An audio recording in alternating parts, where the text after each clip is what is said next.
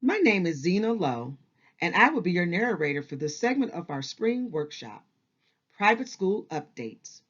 On the next few slides, we hope to remind you of important details to remember when working with your private school and present you with some new information you may not have heard before.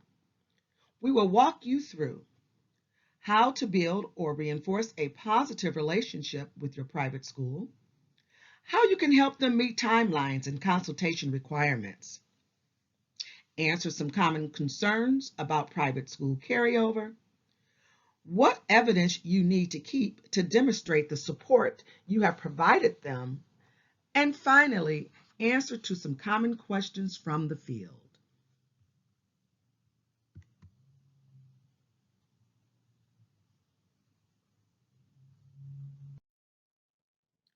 Building relationships with the private schools that participate in LEA's federal funding is critical to ensure that eligible students, teachers, and parents benefit. In this section of the spring workshop, we will review critical information for most of you and perhaps highlight new information for others. Here are a couple of tips on how to create a relationship that has students at its focus. Maintain a helpful attitude. Perhaps contacting each other when you are frustrated or overwhelmed may not be the most opportune time. On the next few slides, we have represented some of the issues that have come up in our work with districts and private schools. Let's take a look. This is our first common situation shared by an LEA.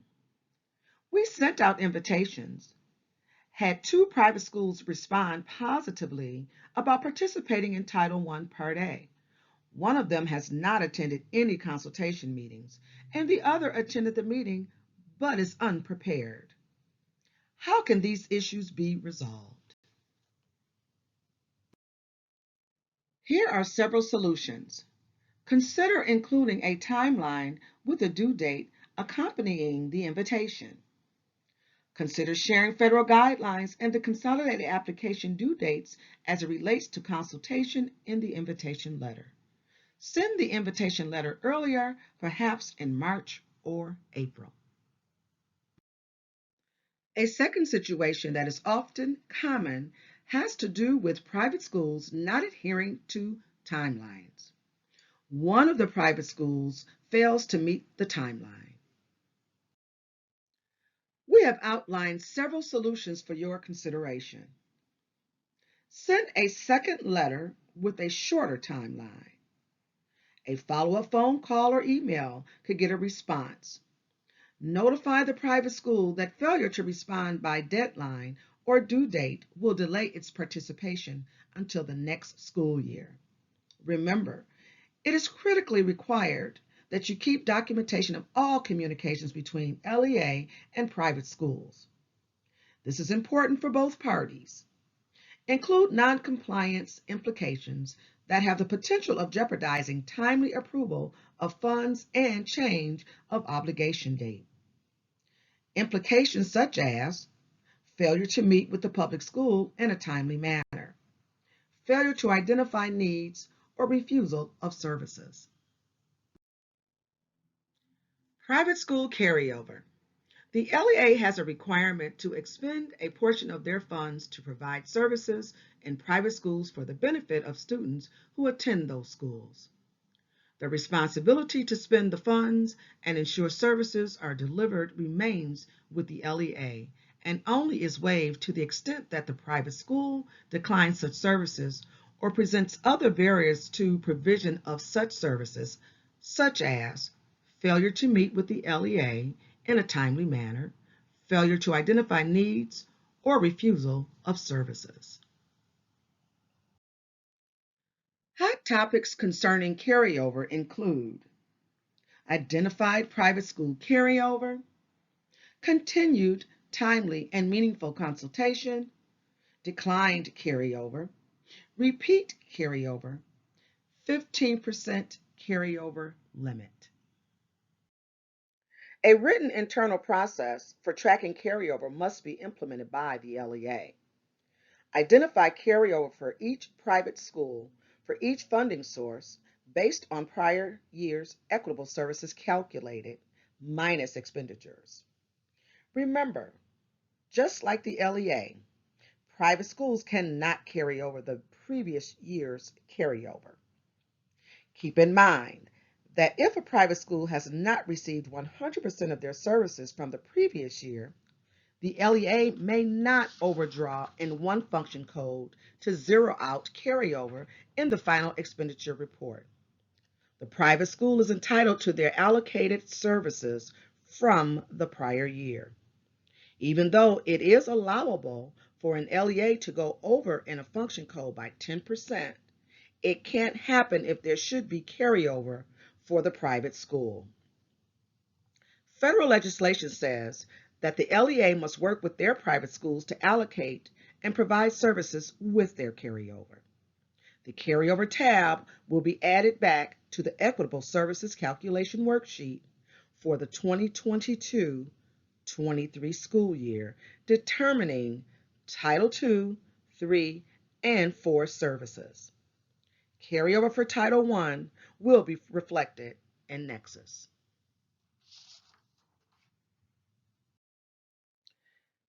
A reasonable written process to ensure continued, timely, and meaningful consultation at amendments must be implemented by the LEA to discuss carryover.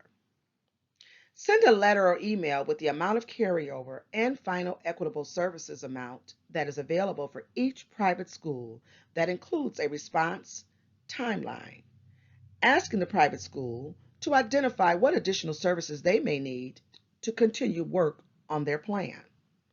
If no response, send a second letter or email with the same information but shorten the response timeline. If still no response, a phone call would be appropriate. Document all attempts. If the private school never responds, their carryover must be offered to other private schools the LEA serves. Only if there are no other private schools should the LEA utilize those funds. These steps should occur between the final expenditure report certification and the amendment window. If a private school declines carryover, the LEA must offer those funds to other private schools it serves. The LEA should obtain that information in writing and/or by email. If more than one private school responds that they have need for additional services which will utilize that carryover, the LEA can decide how to divide the funding in one of two ways. Number one, equitably on a per pupil basis, or number two, based on the relative need of each private school. For example, carryover of $3,000, and there are 3 private schools that would like extra funding. One private school needs money to repair Title I computers in the amount of $500. A second private school would like to extend the time their intervention teacher works with Title I students in the amount of $40 an hour. Ideally, they would like to pay him or her for 1 hour per day for 4 days a week for 14 weeks of second semester. $40 times 4 times 14 equals $2,240. A third private school would like to send their Title I interventionalist to a conference at $260. Conveniently, these requests equal $3,000. However, the requests from the private schools may add up to more than the carryover amount. In this case, the LEA must determine the amount each private school receives. My private school never spends its funding, not to mention their carryover. Can't our LEA just keep it? It's important to consider why carryover occurs. Sometimes planned expenditures don't happen for a good reason. For example, PD is canceled or the participant has a legitimate reason for not attending. Maybe the LEA was unable to hire staff to fill a position or supplies were on back order. Carryover must be discussed during consultation and allocated if there is a need. Federal legislation says that the LEA must work with their private school to allocate the carryover. The responsibility to spend the funds and ensure services are delivered remains with the LEA. If a private school does not wish to utilize the carryover, the district should obtain that information in writing. Does the 15% carryover limit on Title I Part A apply to private schools? Do they need to apply for a waiver? The answer is no. A private school is treated just like any other school in the district. The 15% rule does not apply on a building by building basis, but to the allocation as a whole. It is possible that 100% of the funds which were allocated for private school services need to be returned to the private school for services, just as it may be possible that 100% of the funds reserved for parental and family engagement might have to be carried over into a new year if not expended. Legislation requires an LEA to maintain and provide to the appropriate entity the following documentation about the consultation process. Written affirmation. Private school officials must affirm in writing that consultation has occurred. Written affirmation also must provide the option for private school officials to indicate their belief that timely and meaningful consultation has or has not occurred, or that the program design is equitable, if not equitable, with respect to eligible private school children. Results of agreement. The LEA must document if consultation resulted in agreement between the LEA and appropriate private school officials. Reason for disagreement, if applicable. If the LEA disagrees with the views of the private school's officials with respect to an issue discussed during consultation, the LEA must provide in writing to such private school officials the reasons why the LEA disagrees. The consultation document on the OES website is currently required to be uploaded in the GEMS/MARS portal. This document will meet all the requirements. At a minimum, it should be completed during the initial submission of the consolidated application, and again at amendment time.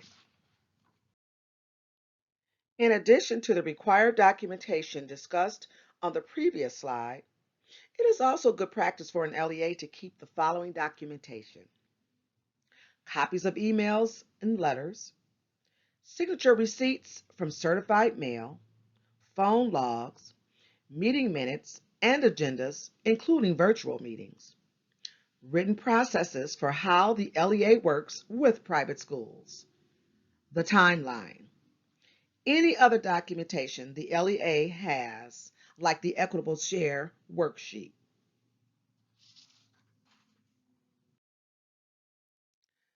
The final section of our private schools update includes answers to some common questions from the field. Since private schools are targeted assisted schools and not school-wide, what is the rule they must follow when all teachers want to attend a PD? Same as it is for a targeted public school.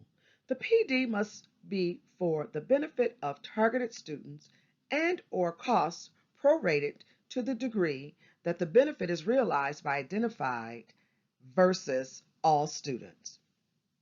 Typically, this means PD that is provided for the staff who are delivering the targeted services is 100% allowable. PD for other staff would be prorated to around 10 to 20% max. Do private schools have to adhere to the 15% infrastructure rule in Title IV when totaling their entire technology expenditures? It doesn't seem fair that the LEA must bear the burden to count the private school's infrastructure as their own. The percent utilization rules apply to the allocation as a whole and does not apply separately to the private versus the public school share. If the private school wants to purchase technology infrastructure and the public school is not using any other funds for technology related to PD, the private school will need to include PD along with their request to ensure that the 15% rule is met. The public school is under no obligation to add additional technology PD activities just to ensure the private school request would be allowable. For more on Title IV, go to the resources page to view the non-regulatory guidance for Title IV. My private school cannot collect information from parents on free and reduced lunch forms. Are there other ways to collect this information? Yes. One solution is to use a different form to collect the data. Number one, recommended form.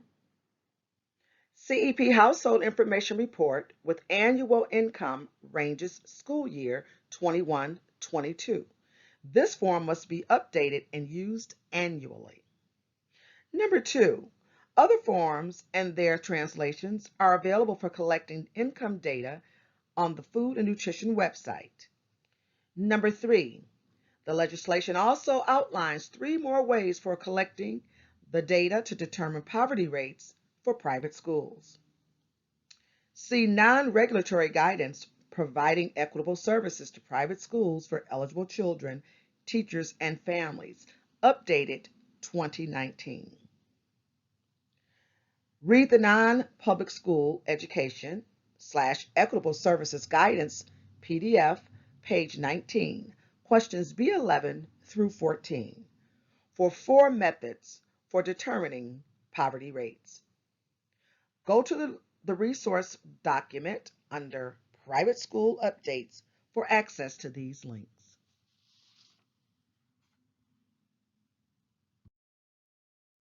Remember that allocation is generated by income eligibility. Services are determined by need. So let's look at a couple of questions about services to private school students. The following slides describe unique situations based on student need. Can the private school tutor provide services to a child who lives in a district that has no low-income students to generate Title I funds? For example, a 4th grader is struggling in mathematics.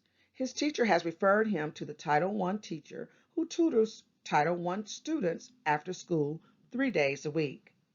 However, the student lives in a Title I district that does not generate funding from Title I for the private school. Is a Title I teacher required to provide services? No. Can the Title I teacher provide services? Yes. There is nothing in the law that prohibits it.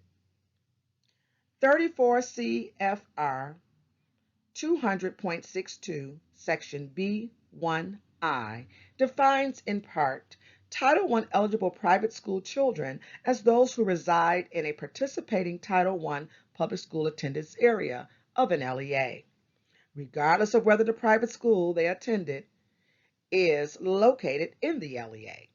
Thus, the LEA in which the child resides is responsible for providing services to the child, but it may arrange to have services provided by the LEA in which the private school is located and reimburse that LEA for cost. Taken from Providing Equitable Services to Eligible Private School Children, Teachers, and Families, Non-Regulatory Guidance, page 31, item C10. Also consider item number C7 of Providing Equitable Services to Eligible Private School Children, Teachers, and Families, Non-Regulatory Guidance, page 30.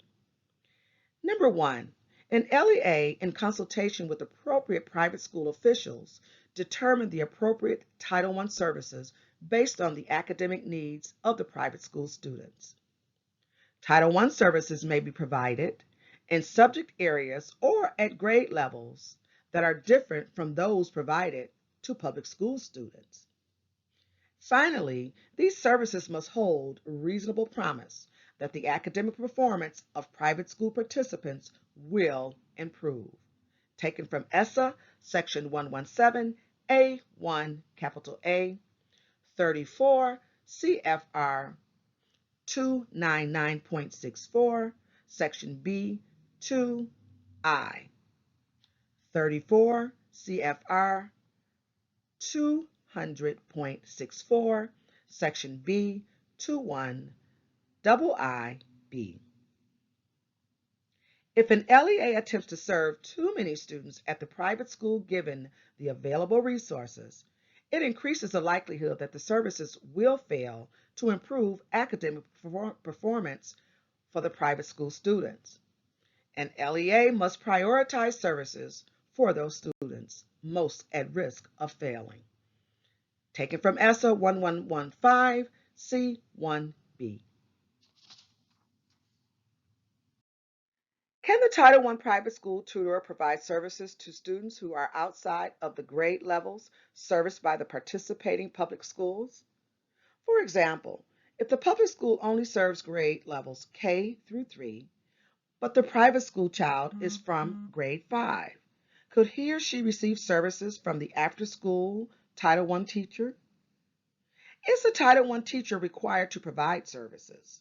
No. Can the Title I teacher provide services? Yes. There is nothing in the law that prohibits it.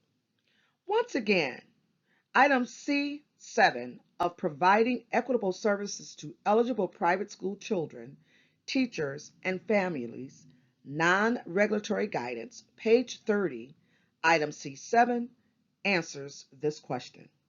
Number 1. An LEA, in consultation with appropriate private school officials, determines the appropriate Title I services based on the academic need of the private school students. Number 2, Title I services may be provided in subject areas or at grade levels that are different from those provided to public school students.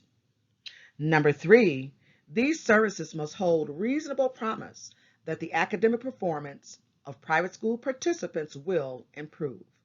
ESEA Section 117A1, capital A, 34 CFR 299.64 B2I, 34 CFR 200.64 B2IB. Again, if an LEA attempts to serve too many students at the private school given the available services, it increases the likelihood that the services will fail to improve the academic performance of private school students. An LEA must prioritize services for those students most at risk of failing. Taken from ESEA 1115 C1B. Are there any questions?